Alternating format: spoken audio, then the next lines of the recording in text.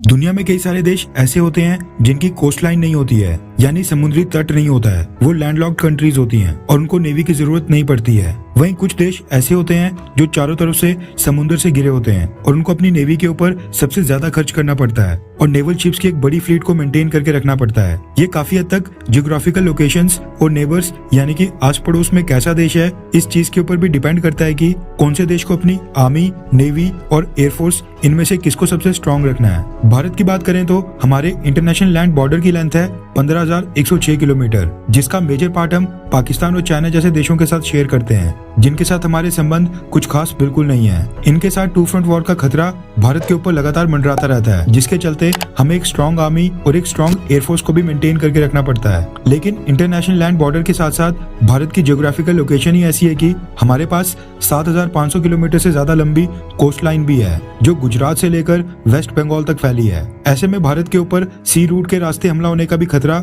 बेहद ज्यादा बना रहता है, जिसके चलते भारत को अपनी नेवी के ऊपर भी खास तौर पर ध्यान देना पड़ता है। पिछले कुछ सालों से इंडियन ओशियन और बे ऑफ बंगाल में चाइनीज नेवी की दखल काफी ज्यादा बढ़ चुकी है। श्रीलंका का हम्बनटोटा पोर्ट भी चाइना के हाथ लग गया है। ऐसे में जिस तरह से बांग्लादेश को आजाद करवाने वाला इंडिया पाकिस्तान के बीच 1971 का युद्ध दोनों देशों की नेवीज के बीच नेवल वॉर तक चले गया था, सेम इसी तरह बहुत ही हद तक पॉसिबल है कि कल को अगर भारत और चाइना के बीच एक स्मॉल स्केल वॉर या फिर लैंड बॉर्डर अटैक्स शुरू होते हैं तो चाइना भारत के साउथ से इंडिया के ऊपर नेवल अटैक भी जरूर करेगा। फिर लैंड के साथ साथ हमें सी में भी पाकिस्तान और चाइना की नेवीज के नेवल शिप्स का एक साथ मुकाबला करना पड़ सकता है। ऐसे में हमारी इंडियन नेवी भी उतनी स्ट्रांग होनी चाहिए जितना हम अपनी आर्मी और एयरफोर्स को रखते हैं। वैसे तो सभी naval ships, frigates, submarines, destroyers का होना बहुत ही इंपॉर्टेंट होता है, लेकिन किसी भी देश की नेवी की स्ट्रेंथ और पावर में सबसे ज्यादा लीड कंट्रीब्यूशन होता है एयरक्राफ्ट कैरियर्स का, जिसके ऊपर नेवल वेरिएंट के 50 से 60 फाइटर जेट्स बड़े आराम से कैरी किए जा सकते हैं,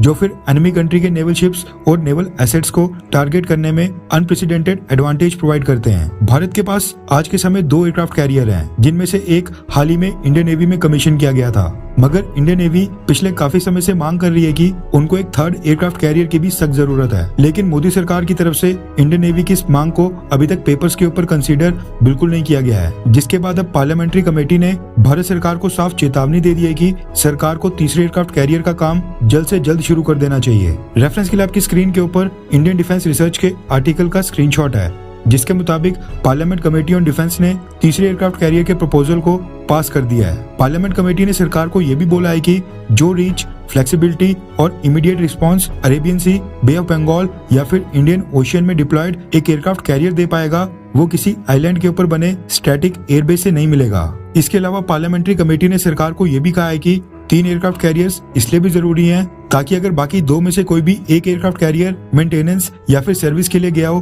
तो कम से कम 2 एयरक्राफ्ट कैरियर्स समुद्र में डिप्लॉयड हो और भारत की रक्षा कर रहे हो। इसलिए पार्लियामेंट कमेटी सरकार को ये रिकमेंड करती है कि तीसरे एयरक्राफ्ट कैरियर के बारे में अब सीरियसली सोचा जाए। फिलहाल के लिए इंडियन एयरफोर्स भी 114 मल्टी रोल फाइटर जेट्स की डिमांड बहुत ही जोरों शोरों से उठा रही है। आपको क्या लगता है कि भारतीय सरकार को पहले क्या फाइटर जेट्स परचेज करने चाहिए या फिर तीसरा एयरक्राफ्ट कैरियर बनाना चाहिए? नीचे कमेंट करके अपनी राय जरूर बताएं।